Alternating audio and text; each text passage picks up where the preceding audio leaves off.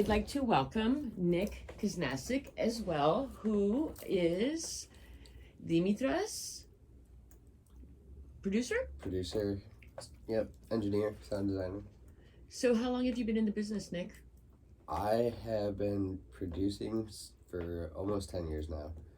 So, DJing about 15, producing 10. And based out of LA? Yeah, so after college in North Carolina, I moved out here, originally from Wisconsin, but I've been out here for the last 10 years. So how did you two meet? How did you meet this beautiful Greek goddess? The gods were in my favor that night, I'll say that. Well, one of my good friends, his artist name is Nightmare, was playing a show at the Palladium. This was 3 days before lockdown, before they officially went into place, I think, right?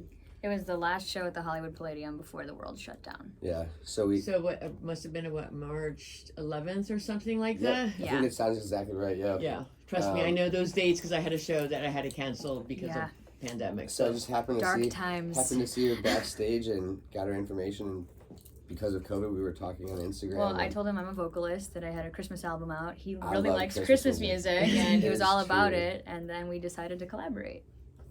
So you've been collaborating now for 2 years? Yeah. What projects have you done together? Completed, we have, that are out. Quarantine Valentine is our biggest project, Yeah. and that's what all of our NFTs are under in OpenSea. You can click on the Kitty Kitty Quarantine Valentine collection, and that's how you get access to merchandise and our music video and secret songs as well. So tell us a little bit more about your NFT. So we basically we took shots from our music video, which we shot in Joshua Tree during the pandemic, and kind of I don't want to spoil it too much, but basically we took different stills and it's all GIFs from the so they're like couple stills. 5 to 10 second looping images, and some of them are from the desert in Joshua Tree, and other ones are in the VR world. And they have like special effects, so it's like you're in a video game essentially. Oh, cool. And if you basically what we set up is that as a reward, if you purchase one of the NFTs, you get access to the music video, which is not public yet because they're still screening in a few film festivals. And on top of that, we're also giving out free merch for the people that buy an NFT. So just like the cute T-shirt you're wearing right now. Yeah. The shirt, and we got new pins that we just got made that I really love. So if you're an NFT holder, you get the pin. Otherwise, you actually can't buy the pin. Yeah, pin's not It's the only way you get it. Okay, so it's quite exclusive. Yeah.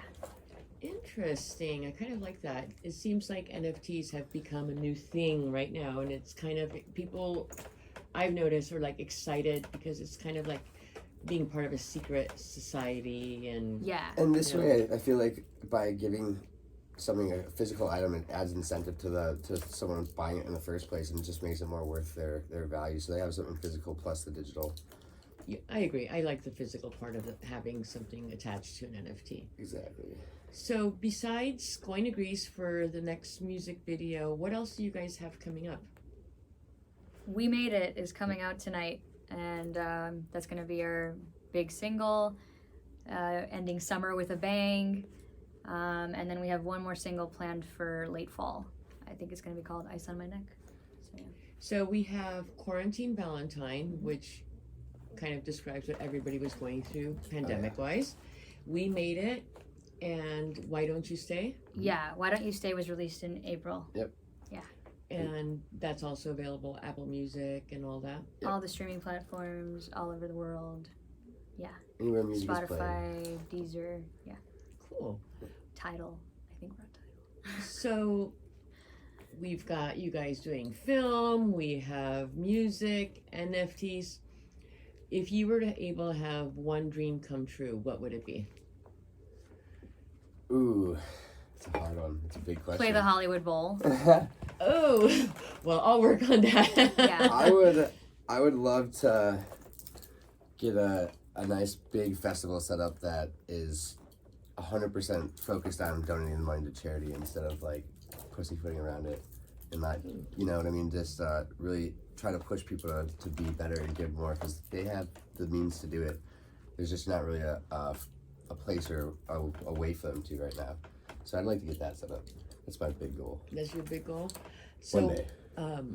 I can tell now by you saying that, you obviously have a big heart, and what charities, if you were to give a dropout that you would want somebody who might be watching this right now, give a donation to, what charities are dear to your hearts? Suicide prevention and animal shelters. For me, a big one is bringing music and arts to the inner city, because I know it's lacking in a lot of public school systems, having arts programs available, and then after school programs where they can teach kids, DJing music lessons. They do it at one of the radio stations in LA from time to time. Our first interview was with the Boyle Heights Arts Conservatory, and they definitely give back to the community, and it's They do like an after school program for teens and kids that want to get into music and teach them how to be radio DJs, basically. So I think things like that help actually physically give people a way to be able to better themselves. I think that's what I really like, personally. Okay. I like that. Maybe we'll have to get you guys on the PMP label to do a show one time, and we just donate all the proceeds. Absolutely. That's I that'd think be great. Maybe we can collaborate somehow. We'll talk about that. Hopefully that'll kind of push more people to follow suit and do the same.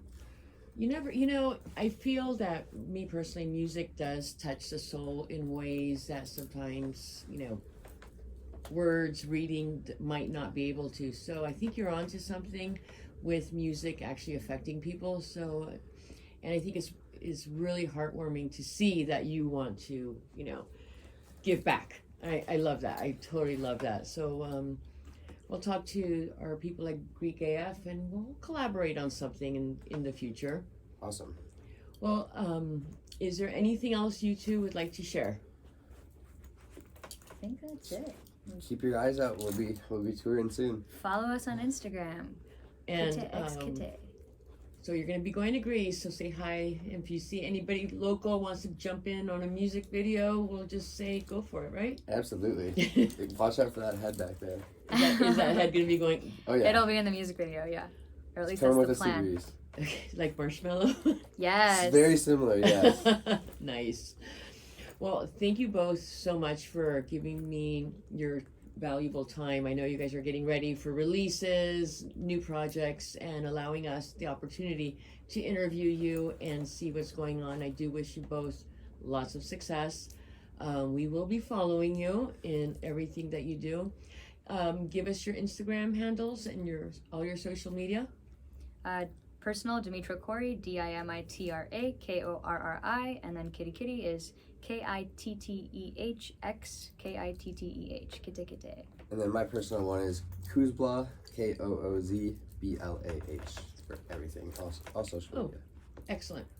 Well, thank you guys so much. And this is Dena Romios from Musecast with Dena, signing off. Thank you, everybody. Thank you, Dina.